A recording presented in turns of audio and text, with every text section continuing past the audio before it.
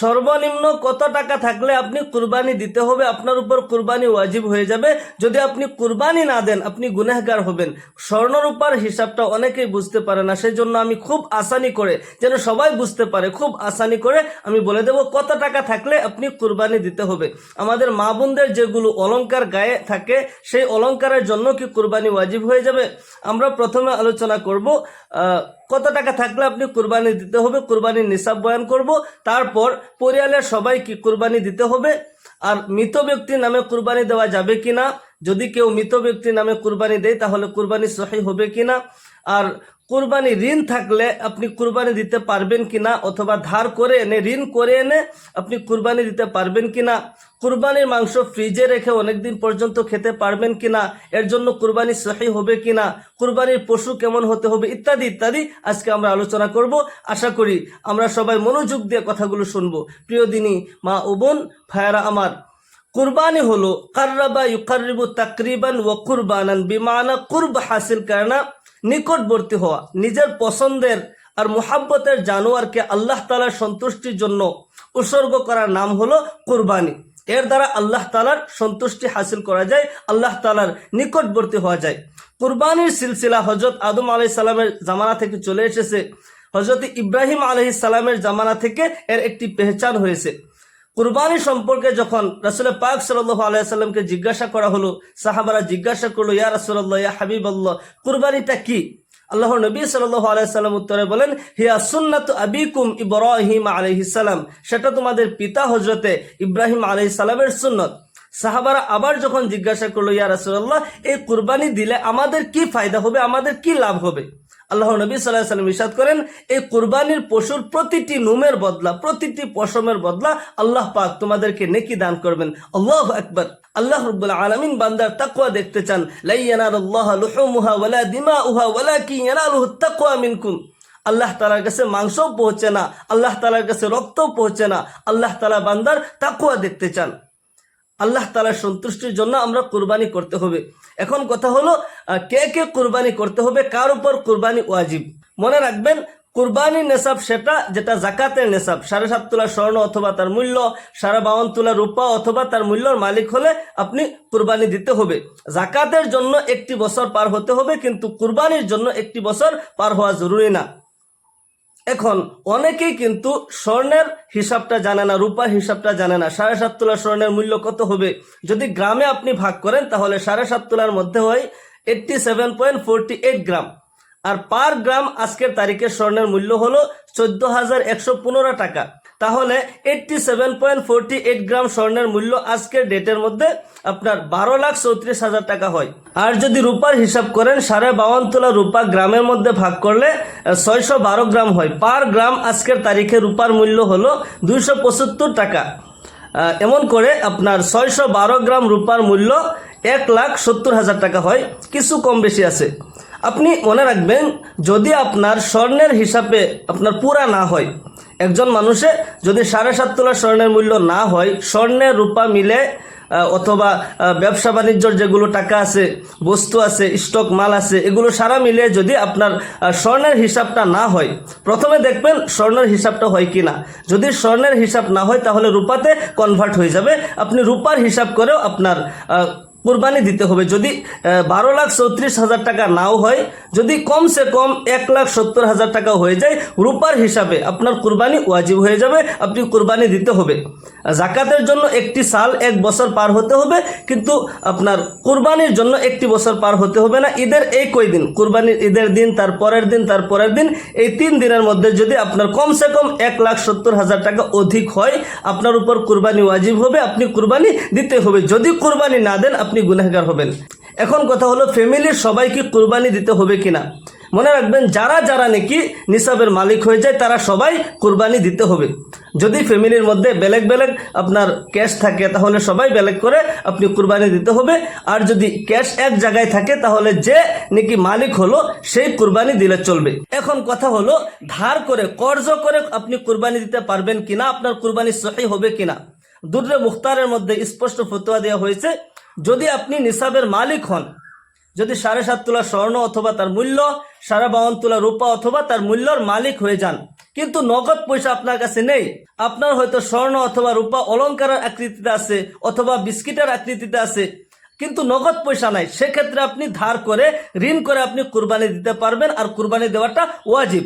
কিন্তু যদি আপনি নিসাবের মালিক না, সেক্ষেত্রে যদি আপনি কর্জ করেন, ধার করেন, এর মধ্যে দুইটি কথা। একটি হলো যে আপনি ধার করছেন কিন্তু পরে এই টাকাটা দেওয়ার সুবিধা রয়েছে, সেক্ষেত্রে আপনার ধার করে কুরবানি দেওয়া জায়েজ হবে।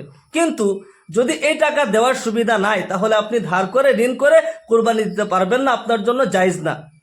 আর যদি ধার থাকা অবস্থাও আপনি কুরবানি দিতে পারবেন যদি নিসাবের মালিক হন, আর পরে এই ধারের টাকাটা দেওয়ার সুবিধা থাকে, তাহলে আপনি ধার থাকা সত্ত্বেও কুরবানি দিতে পারবেন। দ্বিতীয় নম্বরে, কসাইকে কুরবানির মাংস দেওয়া যাবে কিনা। কসাইকে বিনিময়ে যদি আপনি কুরবানির মাংস দেন, সেটা নাজায়েজ আর হারাম, কারণ কুরবানির মাংস বেচা কিনা করা যাবে না। দুররে মুখতার জিলদ নম্বর 2 সাফা নম্বর 543 এর মধ্যে স্পষ্ট ফতোয়া দেওয়া হয়েছে, লা ইউতা আজরুল জাজ্জারি মিনহা লিআন্নাহু কাবাইইন। কুরবানির পশু থেকে কোনো কিছু জাজ্জার অর্থাৎ কসাইকে দেওয়া জায়েজ না, কেননা এটা বেচা কিনা হয়। যদি বিনিময়ে আপনি দেন, কুরবানির মাংস হোক, তার সাল হোক, ঝুল হোক বা তার ঠ্যাং হোক, যত কিছু রয়েছে কোনো কিছু বিনিময়ে দেওয়া যাবে না, সেটা হারাম। কিন্তু যদি আপনি কসাইকে বিনিময়ে টাকা দিয়েছেন, হালাল করা অথবা বাসাকুটার বিনিময়ে যদি আপনি টাকা দিয়েছেন, তারপর উপরিঞ্চে আপনি মাংস দিয়েছেন, সেটা জায়েজ হবে। কারণ বিনিময়ে আপনি মাংস দিচ্ছেন না, কিন্তু মাংসটা আপনি সদকা স্বরূপ দিচ্ছেন, তার জন্য আপনি সওয়াব পাবেন। কিন্তু মনে রাখবেন, এই জায়গায় অনেকে ভুল করে মাংস বাসাকুটার বিনিময়ে কুরবানির মাংস দেয়, সেটা বিক্রি করা হয় বিনিময়ে দেওয়ার কারণে, সেটা হারাম হবে। যে দিবে সেও গুনাহগার হবে, যে নিবে সেও গুনাহগার হবে। আপনি লাখ লাখ টাকা খরচ করে আপনি কুরবানি দিচ্ছেন, কিন্তু কোনো সওয়াব আপনি পাবেন না। মনে রাখবেন, এই ভুল যেন না হয়। তৃতীয় নম্বরে, মৃত ব্যক্তির নামে কুরবানি দেওয়া যাবে কিনা। মনে রাখবেন, কুরবানি কোনো মানুষের নামে হয় না, কুরবানি আসলে আল্লাহ রাব্বুল আলামিনের নামেই হবে। আল্লাহ রাব্বুল আলামিন কুরআনুল কারীমে এভাবে ইরশাদ করেন, কুল ইন্না সলাতি ওয়া নুসুকি ওয়া মাহইয়ায়া ওয়া মামাতি লিল্লাহি রাব্বিল আলামিন। হে নবী, আপনি বলেন, আমার নামাজ, আমার কুরবানি, আমার জীবন, আমার মরণ একমাত্র আল্লাহ রাব্বুল আলামিনের জন্য, আল্লাহ রাব্বুল আলামিনের নামে। আমি আল্লাহর জন্যই নামাজ পড়ছি, আল্লাহর জন্যই আমি কুরবানি দিয়েছি, আল্লাহর নামে আমার জীবন, আল্লাহর নামে আমার মরণ। কুরবানি একমাত্র আল্লাহ রাব্বুল আলামিনের নামেই হবে, হয় আমাদের পক্ষ থেকে হয়, আমাদের তরফ হইতে হয়। কিন্তু এই জায়গায় অনেকে একটি ভুল করে, আপনার উপর কুরবানি ওয়াজিব হয়েছে। ফর এক্সাম্পল, আপনি সাহেবে নিসাব হয়েছেন, এখন আপনি কুরবানি দিতে হবে, কিন্তু আপনি যদি পূর্বপুরুষের তরফ থেকে আপনি কুরবানি দেন, তাহলে আপনি নফল ইবাদত করতে গিয়ে আপনি ওয়াজিব তরক করেছেন, আপনি গুনাহগার হবেন। মনে রাখবেন, আপনার উপর ওয়াজিব হয়েছে, আপনি কুরবানি দিতে হবে, আপনার তরফ থেকে কুরবানি হবে। এই জায়গায় একটি আসানি তরিকা হলো যে মৃত ব্যক্তি, মৃত মা বাবা, দাদা দাদি, তাদের একটি একটি অংশ আপনি দিতে পারেন, আপনার ওয়াজিব কুরবানির সাথে তাদের একটি একটি অংশ দিতে পারেন, তারাও সওয়াব পেয়ে যাবে। দরাসলতে এই কুরবানি জিন্দার তরফ থেকে হবে, কিন্তু তারা সওয়াব পাবে। বড় জানোয়ারের মধ্যে 7টি ভাগ লওয়া যায়, 7টি হিস্সা লওয়া যায়। গরু, মহিষ অথবা উটের মধ্যে 7টি অংশ নেওয়া যায়। সেক্ষেত্রে মৃত মা বাবা, দাদা দাদি, তাদের একটি একটি অংশ আপনি দিয়ে দিতে পারেন, আপনার ওয়াজিব কুরবানিও হয়ে যাবে, আর তারাও সওয়াব পেয়ে যাবে। কিন্তু আপনার উপর ওয়াজিব হয়েছে, আপনি মৃত মা বাবার নামে কুরবানি দিচ্ছেন, তাদের তরফ হইতে কুরবানি দিচ্ছেন, এই জায়গায় আপনি ওয়াজিব তরক করার কারণে আপনি গুনাহগার হবেন, আপনার কুরবানি হচ্ছে না। এই ভুল কখনোই করবেন না। 4 নম্বরে, কুরবানির মাংস কত ভাগ করা লাগবে। কুরবানির মাংস ফ্রিজে রেখে অনেকদিন পর্যন্ত খাওয়া যাবে কিনা। মনে রাখবেন, আপনি কুরবানি দেওয়ার পর সারা মাংস যদি আপনি নিজেই খান, তথাপি আপনার কুরবানি হয়ে যাবে, কিন্তু সওয়াব পাবেন না। কুরবানি আমরা কেন দিই? একমাত্র আল্লাহ তাআলার সন্তুষ্টির জন্য। আর আল্লাহ তাআলা তখন রাজি খুশি হবে যখন আপনার শুভাকাঙ্ক্ষী, গরিব মিসকিন তারা আপনার উপর খুশ হবে, যখন এই জমিনের লোক আপনার উপর খুশ হবে, তখন আল্লাহ আপনার উপর রাজি খুশি হয়ে যাবে। সেই জন্য সুন্নত হলো কুরবানির মাংস আপনি 3টি ভাগ করবেন, একটি নিজের জন্য, একটি শুভাকাঙ্ক্ষী নিজের রিশতেদারের জন্য, আরেকটি হলো গরিব মিসকিনের জন্য। সবার জন্য ঈদ, সবাইকে দিবেন, সেটা সুন্নত, আপনি সওয়াব পাবেন।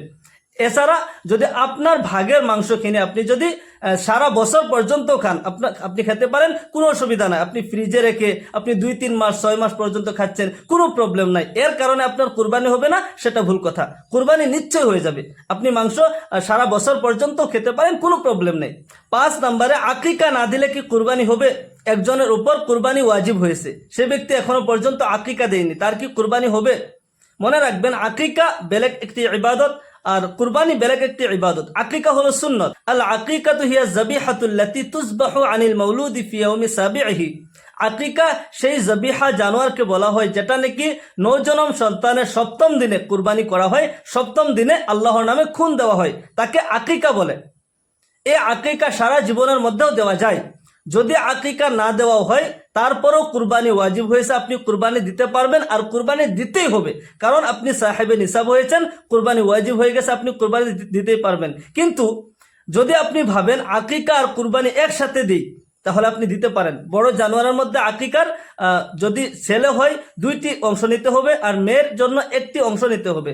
আর ছোট জানোয়ার হলে ছেলের জন্য 2টি আর মেয়ের জন্য 1টি জানোয়ার কুরবানি দিতে হবে যদি ছোট জানোয়ার হয়। কিন্তু বড় জানোয়ারের মধ্যে 7টি অংশ নেওয়া যায়।